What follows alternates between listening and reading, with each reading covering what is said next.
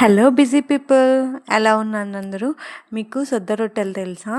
Village side చాలా బాగా చేస్తారు. మా అమ్మ చేస్తుంది. ఈరోజు ఎలా చేసిందో చూసేయండి మరి. ఫస్ట్ మంచిగా పచ్చిమిరపకాయలు అవన్నీ దంచేసి తర్వాత దాంట్లో పిండిలో వాటర్ పోసి ఆ పచ్చిమిర్చి మొత్తం మంచిగా కలుపుతారనమాట. కొంచెం కొంచెంగా కలుపుతారు.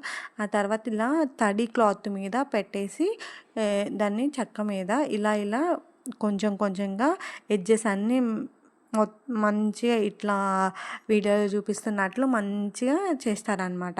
ఆ చేసిన దాన్ని మేము కట్టెల పొయ్యి మీద చేసాము. కట్టెల పొయ్యి మీద చేస్తే చాలా టేస్టీగా ఉంటుంది. అలా చేసుకొని దాన్ని తీసుకెళ్ళి మంచిగా కట్టెల పొయ్యి మీద కాల్చి, కాల్చడం కూడా ఆయిల్ అనేది అస్సలు యూజ్ చేయరనమాట. ఒక సైడ్ కాల్చి తర్వాత దాన్ని తేమ చేసేసి ఆ తర్వాత అట్లా కాల్చుకొని దాన్ని పొయ్యి సగనే పెట్టేస్తాం. అంతే. Thank you for